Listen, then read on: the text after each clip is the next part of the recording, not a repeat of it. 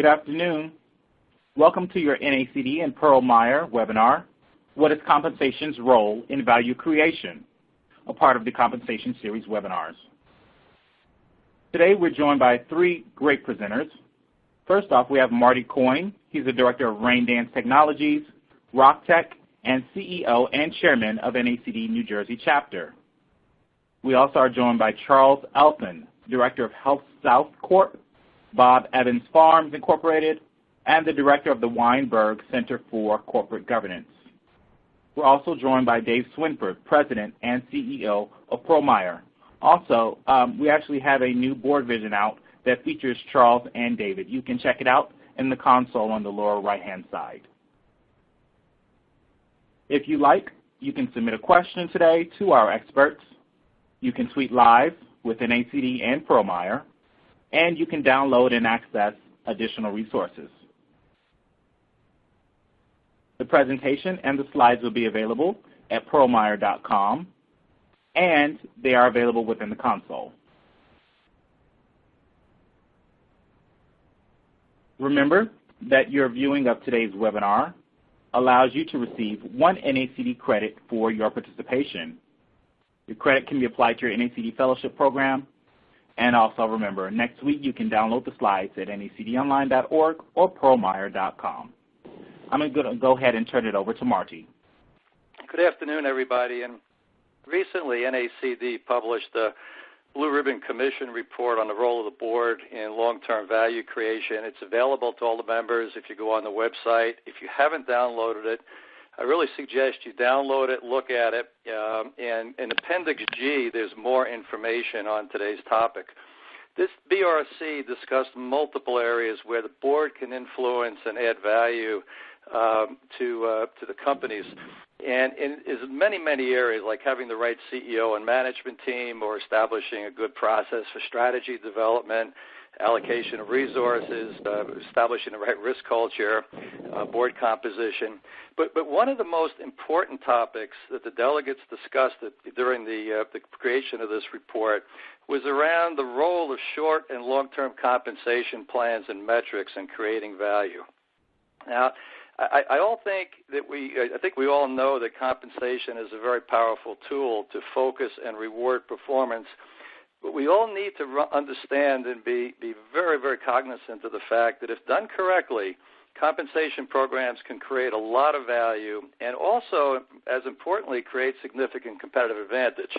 However, if compensation plans are done poorly, you can actually be an impediment to company performance and potentially increase the risk profile and destroy company value.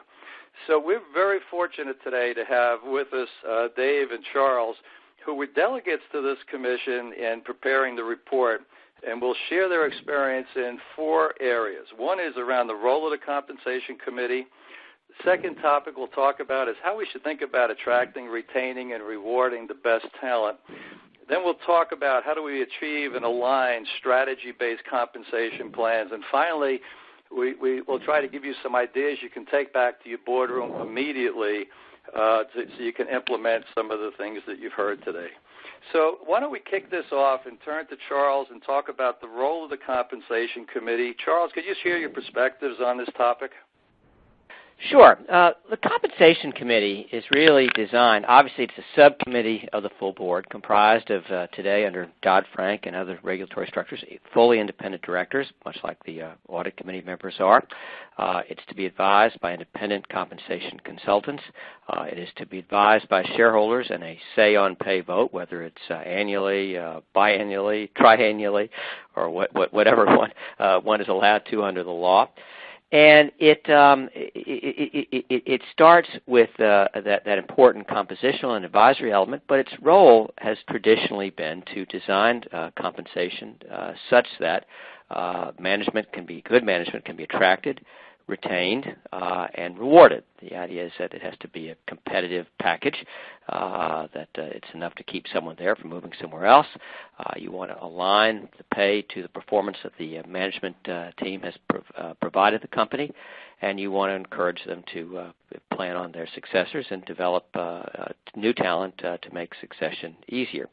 Now, while these elements are important, they really don't cover the whole ball game, if you will, on the comp committee. And a lot is changing in comp committees. Comp committee isn't merely there to reward and to retain, but there's become a lot more to it. And the way compensation is designed today, it isn't simply, let me pay you for what you've done and get you to do something better down the road. It really needs to be much more fine-tuned in a manner that it encourages executives to think long-term and create long-term value without allowing that thought of long-term value to obscure the necessity for important present results as well, that the two have to work together.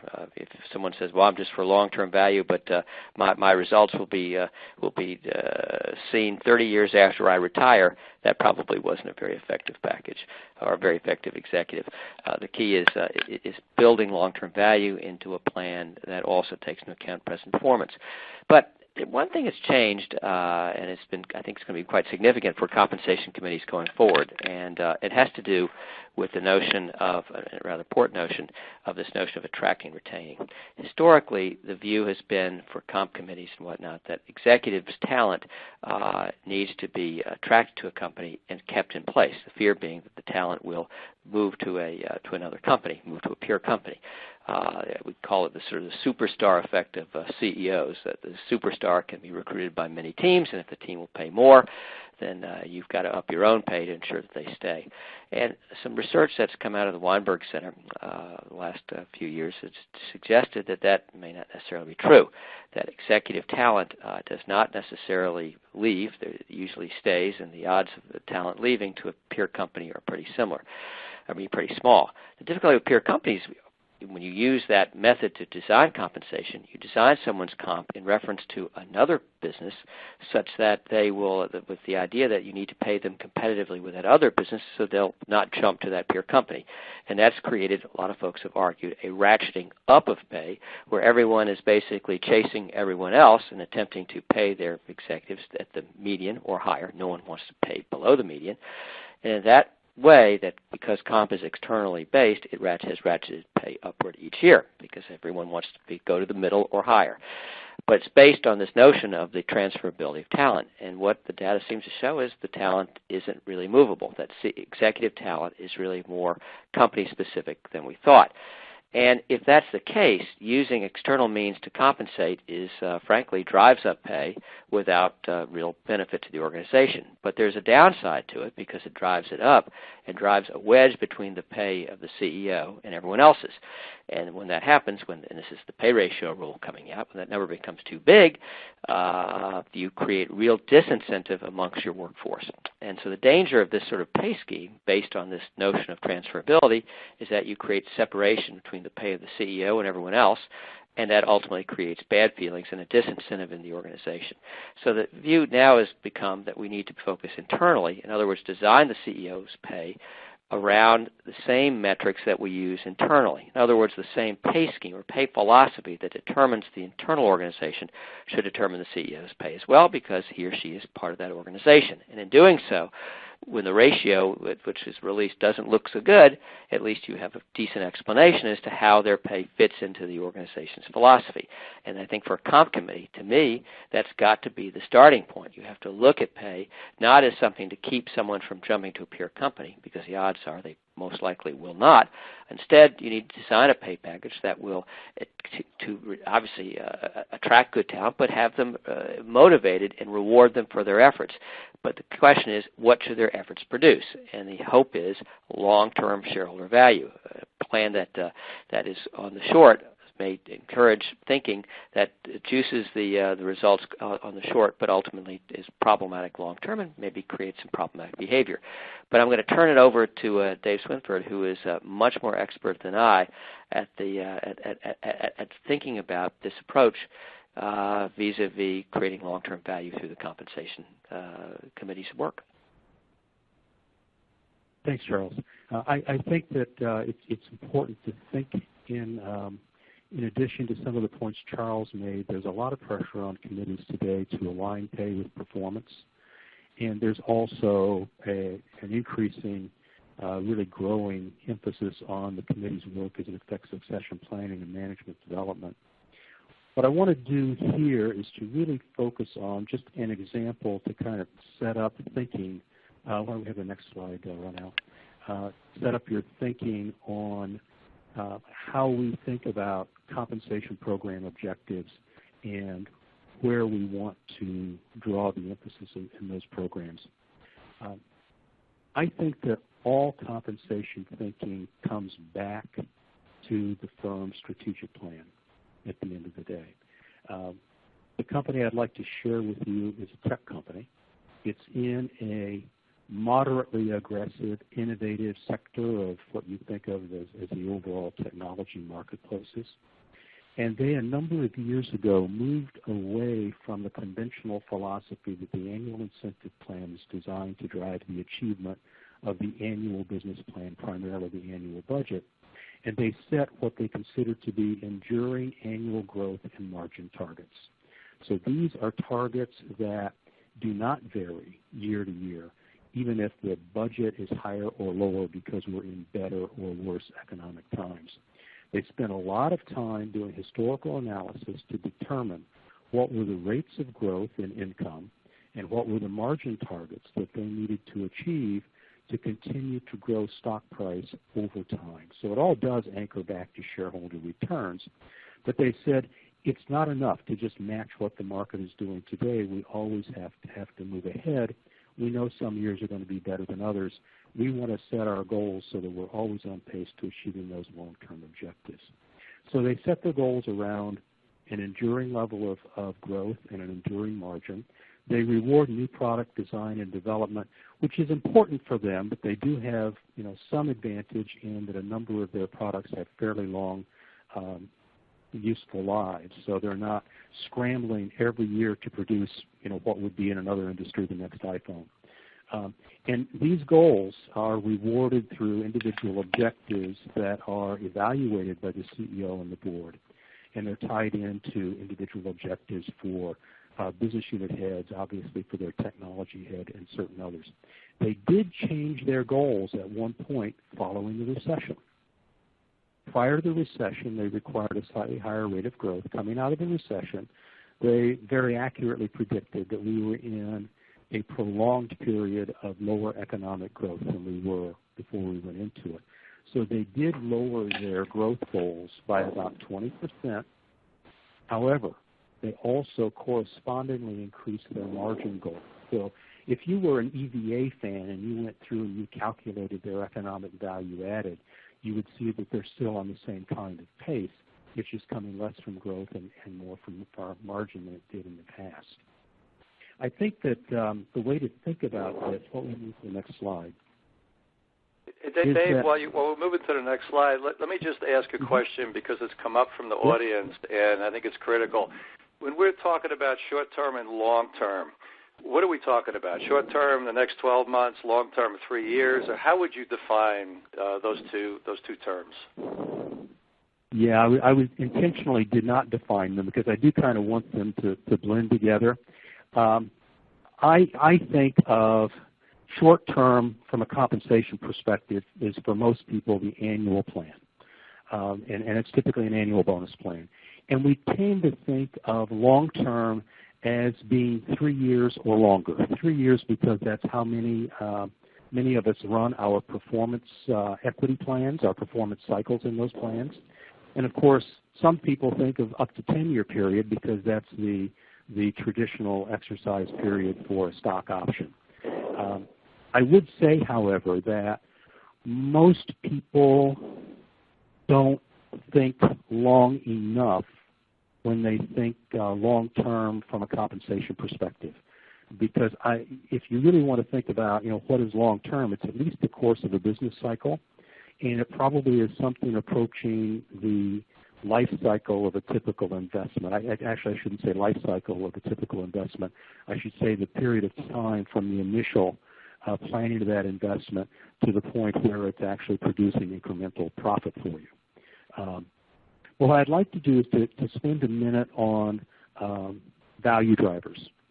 So this is set vertically a value driver tree. I think everybody who is listening to this call has seen a value driver tree, although you may have seen a horizontal version where value created is off on the far right and all the inputs are over to the left. I think it is critical when the comp committee and the board review the annual business plan to ask a number of questions around what are we trying to do long term? So where does this annual business plan fit in the execution of our long-term strategy and the creation of long-term value? And look for opportunities to identify what are the critical pivot points of success. You know, I think these plans are always about strategy, and strategy always involves determining what are the critical steps that we have to take to accomplish goals that represent something different for the future. Because business as usual, just kind of going along with momentum, is relatively easy to do compared to the change that is required to meet the demands of the future. So when we focus on these, value creation is what we're looking for long term.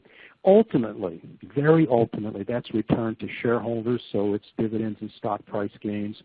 But in any period of time of under 7 to 10 years, that is really the stock price is outpaced in terms of, a different way to put it, the management's impact on that stock price is, severely challenged by what's going on in the marketplace generally. So we did a study with Cornell University recently, which showed that 1, 3, and 5 year total shareholder returns don't really show very much about long-term value creation in terms of economic growth, that is, increasing profits and returns. So if we look at the value tree, that value creation, long run, can be tied down to either growth in revenue or growth in income, and to economic profit, which is returns on capital in excess of the real cost of that capital. And I think that everybody's planning that's for the compensation program needs to incorporate those two elements in the long term, and probably it needs to incorporate those in the short term, that is the annual plan, along with, in the case of growing revenue, something having to do with one or more of new markets, market share, or new products. The change that is necessary to increase value is going to come out of one of those three. And then we've got some other points down here: distribution, R&D, innovation, and quality. Those are contributors to the development of new markets, market share, and new products. And when you're asking the questions of how that business plan is going to result in ultimate value creation, within those things you are likely to identify actions that need to be taken that are the critical steps of executing the business plan. And then I think you will need to, as you go forward, talk about whether one or more of those critical steps in executing the business plan belong in the incentive compensation program for the management team. Maybe not for the CEO or for the other named executive officers, but possibly for their direct reports, to make sure that there is a strong emphasis by the organization on achieving those objectives. And similarly for those gray boxes that are under the economic profit tree there, operating margin, capital efficiency, working capital. I worked with a client a few years ago where we spent a compensation committee meeting for some reason talking about analyst feedback on business performance. And at the end of the meeting, they decided to switch out the income growth goal in their annual incentive plan for a cash flow goal, and it was the ratio of cash flow to operating income. And it was because the analysts consistently said you have very nice earnings growth, but you have lousy cash generation compared to the others in the industry, and we're not going to change your rating from a hold to a buy until that's improved. And in the course of 2 years, their stock price tripled. In part, they became the industry leader on cash flow generation relative to income. And why? Because they gave every manager in the organization an incentive to improve all of those aspects of his unit's performance that contributed to cash recovery. So, Marty, you might want to move on now to our first question. Great, Dave. That's really insightful comments, and I think let's move to the first polling question, and we'll get everybody on the line involved in this conference. Charles just David just teed up a very important point on the setting the drivers, and then periodically reviewing kind of where your board is and where your comp committee is, and evaluating those drivers. So we'd like to kick off. We'll have 3 of these questions. The first question will be, does your board conduct an annual review to determine if the necessary elements of value creation are reflected in the long-term incentive performance goals? Just choose one of those, and then Charles and Dave and I will comment on the response. We'll give you about 15 seconds or so. And, are you really rigorously looking at the drivers and linking them to comp, or is it more of an informal approach? Right now, let us know when the numbers are in, and we can look at the results.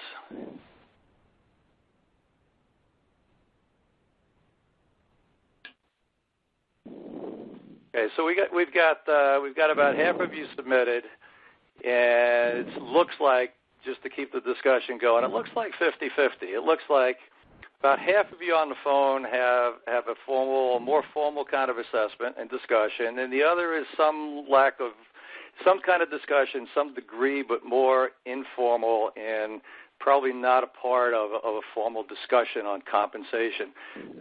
Charles, Dave, any comments, suggestions on how to move the bottom 50 up to the top 50 because it's so important? Well, I'm not surprised it's informal, and I think frankly, if you think from a legal standpoint, do you really want to have something around saying, "Boy, our old plan really didn't create long-term value"? I mean, I think it's something that's critical to discuss, but I would imagine that it's probably wiser to do it more informally than have some sort of significant written documentation of it. I mean, yes, you should be asking that question. I think that a board that doesn't is making a mistake. But as far as documenting it in a formal manner, I think that's something that really is the subject of very deep but good and strong discussions with your compensation consultant. But I turn to the consultant for the real world. Well, my first reaction to Charles being the lawyer on me was to object to that, but actually I think he's right. I believe that actually a lot of these conversations occur at the board level when the board is reviewing strategy than necessarily occur at the compensation committee. So I'm willing to bet that 51.7% is actually higher if you take in the board discussions. My only reserve that I would express there is that when you sit down and choose the performance measures for the following year's incentive plans, you usually start with the default that you're going to use the ones you're using during the current year, and then you decide if you really need to change. And I think that unless you are actually right then talking about whether or not you're satisfied with how quickly you're driving forward the strategic plan, you're more likely to opt for that default and just let inertia carry you to carrying over the current measures. So I think it's useful to have that conversation at the comp committee at that time, even if you have another discussion about those things during the year at the board level. Interesting, Dave. I'll add my 2 cents in because I'd fit more in the informal part as opposed to a formal process. But in the middle of each year, what I would always do is, chairing the comp committee, is have an orchestrated discussion of how our plan, short-term and long-term, that we currently had in place was working. Was it driving the expected behaviors that we wanted? Was it driving the expected results? And we had a good discussion, not a formal discussion, but a very good participative discussion, and use that as the basis for any modifications we wanted to make in the next year's plan. Any changes in metrics, the aggressiveness of the metrics, or on the long-term side, anything we needed to change. So I guess there's no right answer, but the key takeaway probably here is that we ought to have some kind of process, some kind of discussion at the comp committee level and the board level to make sure this topic was being discussed, because it really is critical, linking the plan to the drivers. Dave, let's move ahead and let's talk about the balance of the short-term and long-term plans and measurements, and get into some of the topics around that, because they're really dicey topics on what metrics you pick, et cetera. I think they are. You know, traditionally we had this view that the short-term incentive plan mapped to the annual business plan and the annual budget, and the long-term plans mapped to the long-term corporate strategy. And while I'm not going to say that people thought the twain should never meet between the two, they tended in many boards to be very separate discussions, and the discussion of the annual plan always was focused on the budget. You know, in fact, there are an awful lot of plans out there, the short-term plans, where it's just achieving the EPS goal. So I think that we missed an opportunity, and it took me years to learn this. Okay, I'm a very slow learner, so it's taken me 30 years to figure out the fact that actually one of the key problems of short-term incentive plans is that they are so very, very effective. And what I mean by that is that because the short-term plan is the annual budget, you have really good line of sight. It's very effective because people can see exactly what it is they need to do to achieve the maximum payout under that plan. And it's pretty soon. It's at the end of the year, and as we get closer and closer to the year, we all know that the third and the fourth quarter is all about achieving the annual plan. And it's for two reasons. One is the CEO committed to deliver it to the board, and a good CEO delivers his commitments. So he's not going to sacrifice that at the end of the year unless there's a really compelling reason to sacrifice achievement of that plan. The second thing, of course, is that everybody is looking forward to that bonus and wants to get paid. And even though we may have huge long-term incentives on people, that gets paid off down the road. And the urgent has a strong tendency to trump the important, whether it should or not. So the annual plan is a really powerful tool to getting people to do something now. And as a result of that, I think when you review that business plan, the overall business plan for the company, which includes the long-term strategy, and you identify the steps that have got to be accomplished to achieve that long-term, I think the committee and the board can be really helpful to management in identifying those things that need a bit more leverage to make sure they happen.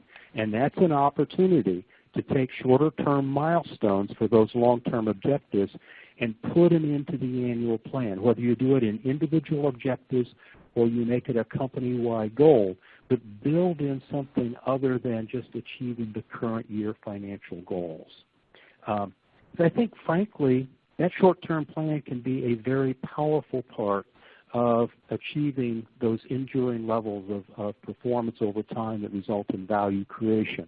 That obviously goes back to the case that I shared with everybody who was listening, because they decided that getting the annual budget wasn't necessarily enough if the annual budget was focused on management's commitment to the board as to what they were sure they could deliver for that year.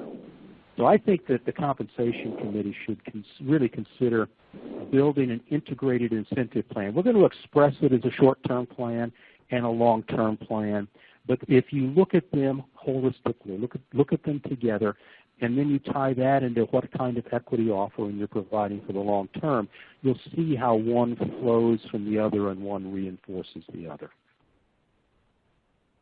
Charles, any additional comments? No, I agree with Dave completely. I think he's articulated it perfectly. Okay, so let's go, if we could, to the next polling question, because this issue of the metrics of short-term and long-term are always very, very challenging because sometimes there's an overlap. If you use the same metrics, you can get a negative response from ISS Glass Lewis. and yet it might be the right thing to do. So when you're looking, for each of you on listening and participating, when you're looking at setting the annual performance goals, how do you do it? How do you balance the short and the long term? Do you have one metric that goes across? Do you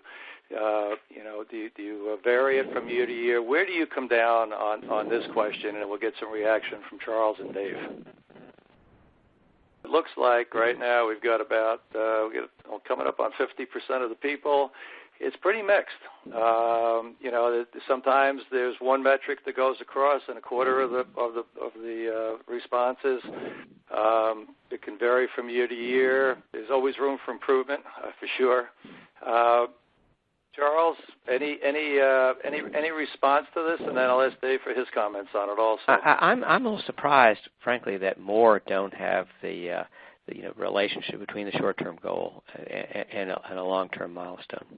That's what I've always thought that's kind of what TSR was all about. Okay.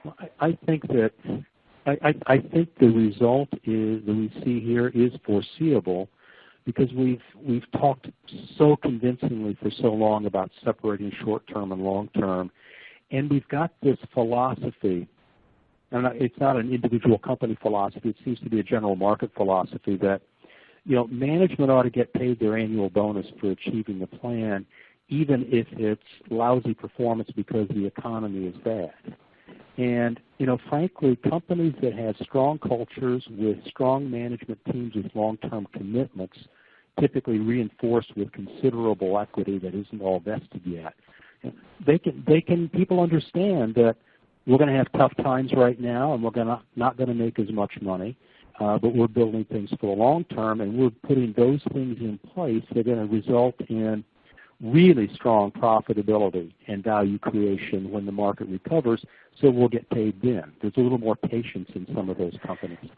So this doesn't surprise me at all. I think it's unfortunate that we don't use our short-term plans more effectively to drive the long term. Well, that's really why, David, at least I'm always a big fan of a heavy use of long-term equity in any compensation plan, because I think in the end, maybe on the short it doesn't work, but if you've convinced the market that there is value in what you're doing, and the market believes there's value in what you're doing, you'll be rewarded by an accreting stock price. And that in the end, it all comes out in the wash, so to speak. And using both short-term compensation and longer-term compensation in the form of company equity, I believe combines both of those goals, because ultimately, unless you do deliver, you're not going to realize value. In other words, let the market itself do the heavy lifting over the long term. And again, remember, the stock is typically held for very long periods. Executives can't sell, don't sell, shouldn't sell, and and that ensures that a short-term blip will be evened out over vis-a-vis long-term performance, assuming you perform. So a question's come from. I'm sorry, Dave. Go ahead. Well, I was just going to say I totally agree with Charles, but I want to make sure that we don't leave people with the impression that we're saying the long term will take care of itself, because unless we're doing the right things today to preserve and grow long-term value, all we're doing is setting up a situation where at the end of the day the market will penalize us and we'll have great pay for performance alignment, but we may not have created value for our shareholders. I agree. I agree completely. So a question has come up from the audience, which I think is very timely here, and it's about cliff vesting. Does cliff vesting, in your opinion, knit together the short and the long-term plans into a good continuum? Well, I think in terms of having people have skin in the game and having them have an economic reason for a long-term commitment to the organization, I would say yes. But then I would cite that caveat I just gave at the end of Charles's response to the polling question, which is that we want to make sure that we've got the levers in place to pull to get the members of the management team, which includes some of the lower-level executives and managers who don't have as big an equity stake, to do the right things today to make sure that that long-term value is created. Okay, so let's continue, and let me pose another topic, which is very difficult to manage from a comp standpoint, at least from everything I've always done, and that's maintaining the line of sight going forward. So part of it is getting the right balance, but the other part of it is to create long-term value. Every company has to do certain things in the current year that don't necessarily drive revenue growth, don't necessarily drive gross margin improvements, don't necessarily reduce SG&A and make the company run more efficiently, but they're critical to creating long-term value creation, top and bottom line. I'll call them more milestone-based kind of objectives rather than just metric-based objectives that we like to quantify. So let's talk about that. And how does the comp committee and the board align and maintain line of sight and balance off the metrics and the milestone-based? And what's your opinions on both of those? David, maybe start with you. Yeah, I'll start. The first thing that I'll say here is that I've made a lot of emphasis here on the fact that the short-term plan is so powerful. And so if you need to put in a milestone objective to change something for the long term, really think about doing it in the short-term plan. One thing to keep in mind here is that different levels of people in the organization have different objectives. We've had a tendency over the past decade, I would say, and certainly in the last 5 years of Say on Pay, to simplify our compensation programs because we've got to explain the CEO's package and the NEOs, the Named Executive Officers packages, in the proxy to our shareholders. And moreover, somebody's going to vote on that plan and that disclosure through the Say on Pay vote.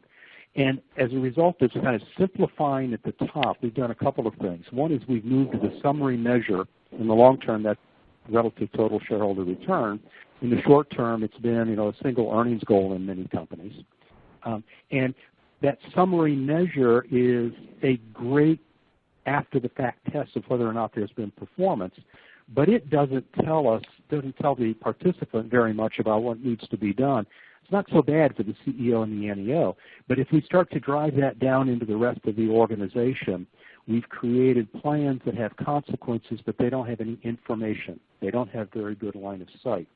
So I think from the committee's perspective, even if it doesn't set the pay levels of that third-tier manager, the committee should really understand the strategy and what needs to be done and understand how the compensation plan relates to that down through the management ranks.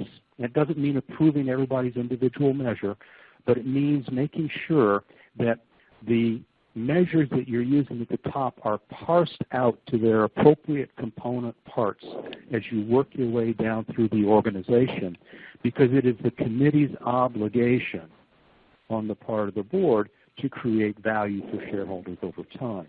So I think it's really important to understand that structure.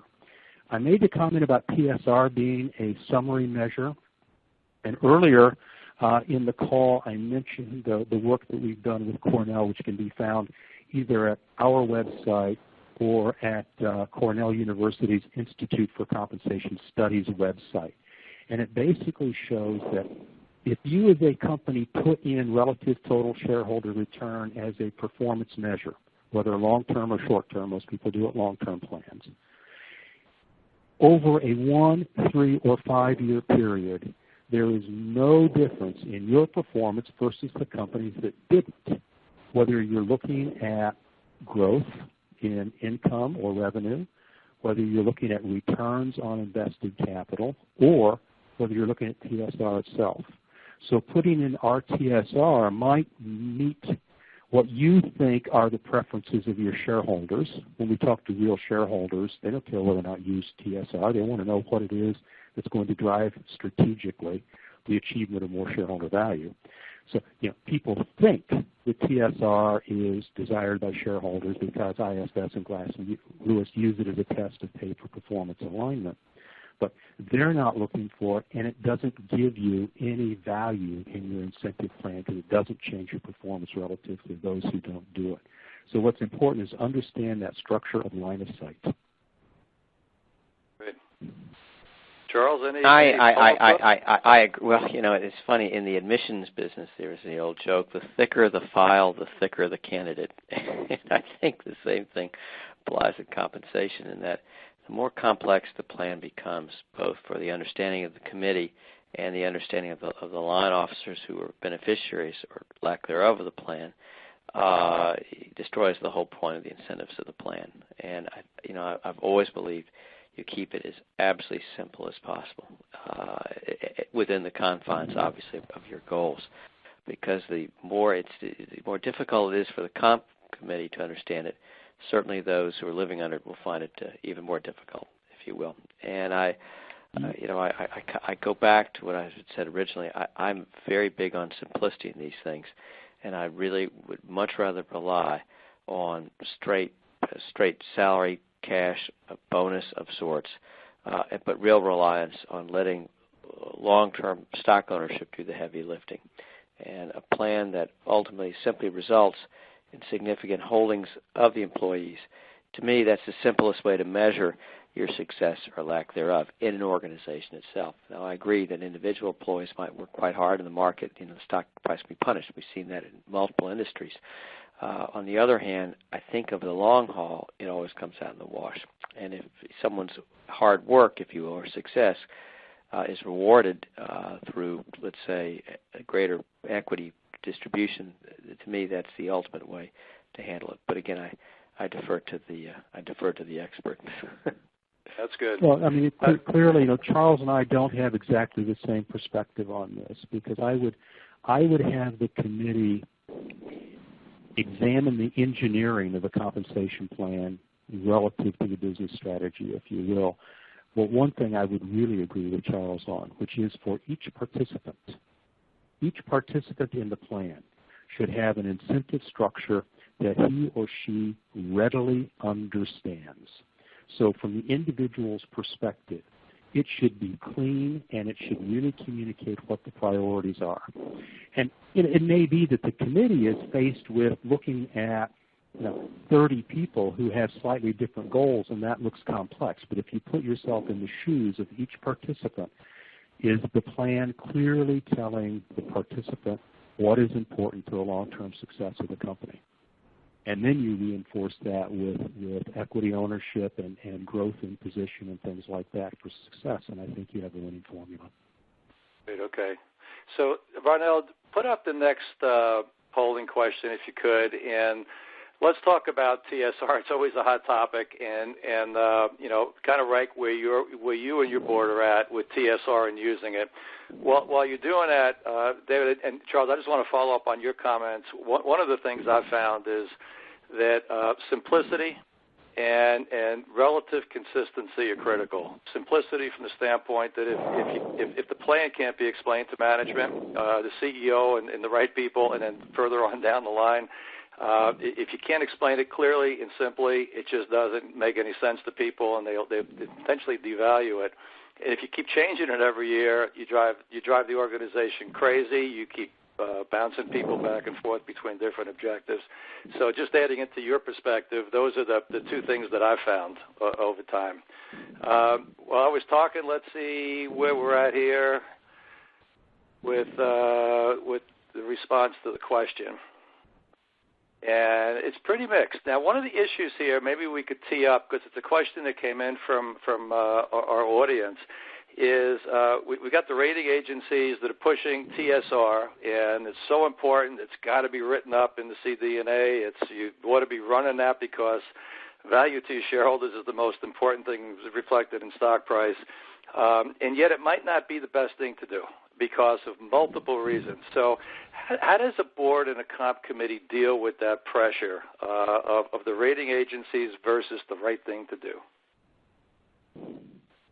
Okay, well, let me start with that. IFS and Glass Lewis use TSR primarily on a 3-year basis relative to a peer group that they pick for you to determine whether or not you are paying your CEO too much or too little money. And they'll never tell you if it's too little money. That means you're getting a good deal. So they're really testing to see if you pay too much money. They will not take a position, if you talk to them, on whether or not you should use TSR as a measure in your incentive plans. if you go to key institutional shareholders, they will tell you they are much more interested in what you're doing to grow earnings and to improve returns on capital than they are in looking at TSR directly. But they will also say if you are not absolutely committed to other particular measures in your long-term plan, then perhaps you should use TSR at least to some degree because it does help with pay-for-performance alignment. That 45%, I don't know where the slide just went, but that 45% of the companies that are using TSR along with other measures, to me, I think that's where we're going to see most people go to long-term. One of the things we found in the Cornell study is that there's been a rapid increase, especially since the recession, most recent recession, in the use of TSR. And part of that's around the corporate rhetoric with TSR as the test of performance for the so-called rating agencies. And the other thing that we're seeing, though, is the companies who have adopted RTSR recently are putting a lower weight on it than those who did it earlier. So what it's really demonstrating is that companies know that it's not really helping them in terms of performance, but they feel politically required. It's at least politically acceptable. We know that. And we know it does help with pay for performance alignment, which is one of those tests. And it's actually good to show shareholders that when the stock price is suffering, the executives are suffering a little bit too, and when the stock price is going up, their executives are making good money. So that makes sense. But everything else you put in the incentive plan is going to have more impact on executive behavior than the TSR measure itself. Okay. So can I twist the question a little bit, because I'm weaving in audience questions here into some of the things we were going to talk about. If relative TSR versus peers is problematic for a variety of reasons, and I can understand that particularly in the area of high tech where stocks could be very volatile. And TSR, you could perform very well as an organization, and the market doesn't appreciate it for a year or two, and you take a beating and your TSR drops significantly versus competitors. So if TSR is not the good metric, how else can boards and comp committees get management to focus on competition and what the competitors are doing? And it could be a variety of ways, but any ideas on that? I think TSR is a relative over a longer period. The key is the period that you measure it by. You're right. In the short term, you do have blips, but over 4 or 5 years, it's usually not a bad gauge of how you've done. Most people use overlapping plans. I'm sorry, go ahead. I'm sorry, go ahead. No, Charles, you're absolutely right. I just wanted to make a comment that most companies are using overlapping plans, so don't look at each individual cycle that's in place, but look at the pattern over time. And I think you start to see, better results than you do if you simply look at one cycle and say it's not paying out well because we started at a tough point. Okay. Another question popped up I just want to weave in here, and it's of interest because I'm sure we have a lot of people on the phone in private companies as opposed to publicly traded. Any differences that either of you have seen in how you do short-term and long-term plans and rewards if you're privately held versus publicly traded? Well, there are extreme differences. I mean, there's no question about that. The heavy emphasis in most, certainly private equity-backed companies, is on the long term. But let's assume a private family company for once. So we get out of the issue of looking for the ultimate liquidity event and sharing a piece of that with management. You typically find that the compensation programs in a family company, if it doesn't want to share ownership, or of course there may be a phantom value kind of plan over time, but short run, it's all about delivering the budget that you committed to delivering. So it was what I implied was not necessarily the right thing to do with the short-term plan. It's actually going to be that in spades. But there's going to be in that kind of company a strong reliance on consistent performance over time.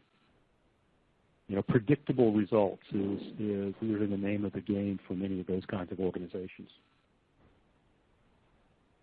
Got it. Charles, any views on that? They're apples and oranges, really, if you think about it. Public company, you have the danger of accountability, managerial, management taking more than their share. But a private company, you don't have that same agency problem. It's a little bit different. I think the question is on a compensation and incentive, it's agency. In a public company, the agency issues are much more profound, and that's why there's so much attention paid to it. In a private company, different compensation schemes because different agency relationship. It's the old joke. It's their money. In a public company, it's not. I think that's different.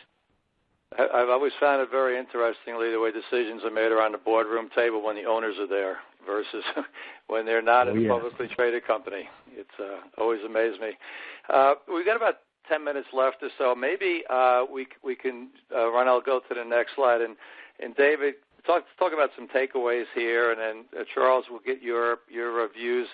And then we'll go into some of the questions. We can't handle all the questions we've got. We've got a lot of questions, so I'm trying to weave some in. So we'll do takeaways and then handle a few questions before we adjourn. Yeah, I guess the first takeaway, actually, I did a panel at the NACD National Media Power Breakfast thing the day that the Value Creation Report came out. And one of my panel members made to me was a very surprising comment about all of it, this whole issue.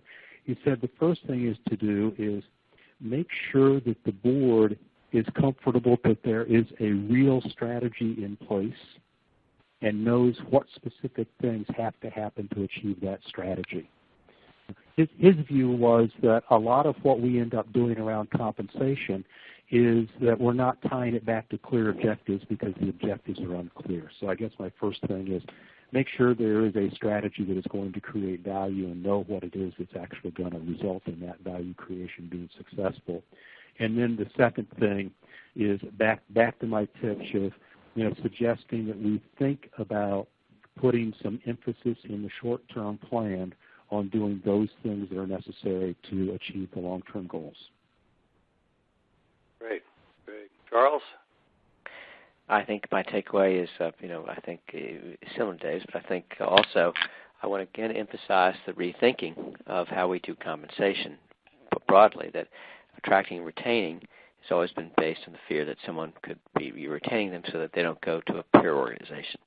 And I think that's a fallacy. And if that's the case, then you need to rethink how you do pay. And I really think that the notion, particularly with the pay equity ratio coming out, it needs to be internally based around consistent internal goals. The pay of the CEO should follow the same goals as the rest of those in the organization and be based around their pay structure as opposed to an external plan that only drives a wedge between compensation and performance-based compensation, by the way. Because if you go to an external model based on what someone is paid somewhere else, the performance of your executive has little to do with how they're paid. It's paid in reference to someone else. And I think that's really for comp committee to align the pay with long-term value creation. I think you need to really focus on that. And again, I emphasize the heavier use of equity than not, long-term equity, to achieve that alignment. Got it. Great. Yeah, I think Charles, just so you know, there's some folks on the phone that I'm not sure agree with you entirely about that the compensation has nothing to do with retaining talent. But that's for probably another webinar. Well, the question is talent is motivation, but the fear that if I don't pay what my competitor pays, they'll go there, is wildly exaggerated. They just typically don't go for a lot of reasons. Their skills are more company specific than you think. And that's look. I used to think that I had the same fear. Then I looked at the data and I realized, 1,500 companies, 15 years, only 27 lateral moves. That was pretty convincing to me. And I knew most of them. Y'all would probably too. Yeah. The rest didn't move, and the reason was the talent was much more local than you thought. Yeah. So the one takeaway I would give you is that I always worried about unintended consequences. I've never been involved with a comp plan that I've either set up in an operational role or at a board level approved that in some cases didn't have some unintended consequences. And so as brilliant as we all are, thinking we've got it nailed, finally, we really understand what to do, we probably haven't thought of everything, so just keep your antenna up and make sure that you check for unintended consequences and behavior, risk, et cetera, because it always amazes me. So, look, we've got a few minutes left. There's one question that's come up that's really interesting. Have either of you, witnessed a clawback when there's a significant drop in performance over the long term? Now, I'm not talking about now, not due to fraud or anything, but from just poor performance. I've never seen a clawback. I've never seen that circumstance. No, but what I have seen is tremendous decline in the CEO's net worth as a result, where they held a lot of stock. Sure. Okay. Yeah, and that's the one, by the way, nobody sees because, of course, we don't disclose it. You can calculate it from all the filings, but we don't run a tally of here's the CEO's wealth relative to what the shareholders gained. And frankly, I think that would be a better table than a pay-for-performance table as proposed by the SEC, because that is a clawback. The decline in the CEO's value, if you think about it, is the same as a clawback. He's giving back money. He's just giving back to the market in general. So there is value then in having a higher level of equity participation. So that then leads to another question that came up. And then what do you both think the value of in terms of minimum ownership requirements by the executives and the impact on long-term performance? I think stock ownership guidelines are for show. I think that most executives who've been around longer own more shares than that. And I think that to have real impact on people's, not only on their performance, but also on the level of risk that they will take, they need to have pretty significant ownership. I'm sorry, Charles. I concur completely. I think skin in the game for those who are running a company is critical. And whether you're going to accomplish it really, I think, through compensation that's stock-based, which they really can't sell, versus some sort of affirmative guidelines. I agree with Dave on that. Another set of questions, and I'm combining a lot of questions here. TSR is probably about half the questions, not surprisingly. When we're looking at TSR targets, how do you set the TSR targets to drive the right level of value creation and not undue risk? And do you say I want to be at the median of my peer group? Do I want to be in the top half? Do I want to be in the top quartile? How much stretch do you put into things like that? And what are you seeing? And then what do you see as best practice, and how to even discuss that?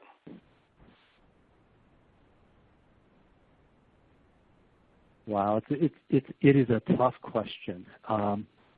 Here's the problem of any measure that is an ultimate summary measure. If you just say, go make the stock price higher, which is what TSR is about, the easiest way to do that is to figure out how to manipulate the market. Everything else is harder. And as a result of that, what you're doing is you've just launched an unguided missile. That's why I really like it using goals that instead are earnings-focused and capital-focused, and focus on those so that you can have this regular discussion with the CEO about what it is you're doing to make those things happen so you can, in effect, keep yourself comfortable with the decisions that are being made around it. If you're using TSR, my view is that you want to beat the market. You don't want to beat the market by amounts that are unsustainable. You tell people that we want you to be a 90th percentile performer. If you're a 90th percentile performer for one or two performance cycles, you probably shot your wad. I mean, because at some point, somebody else who had a disastrous cycle is going to recover modestly and pass you up to the next cycle, because it's a point-to-point kind of measure, even if you average stock prices going in and coming out of it to try to get a little bit of volatility out of it. Great, okay. So look, I think we're about out of time. Ending on a question where one of the panelists says that's a tough question is a high note, I think. So, Ronell, let me turn it back to you. Great discussion. Ronell, let me turn it back to you, and then we can wrap up, okay? Thank you, everybody. Thank you. Great. Thank you.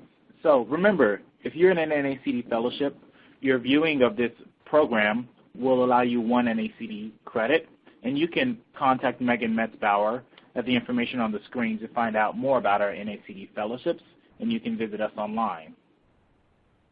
Thank you for your participation today. Also, please tune in to our next webinar, which will be on December 9th at 2 p.m. Eastern Standard Time. We're going to be looking ahead, top compensation committee agenda items for 2016. You can register online at nacdonline.org/webinars.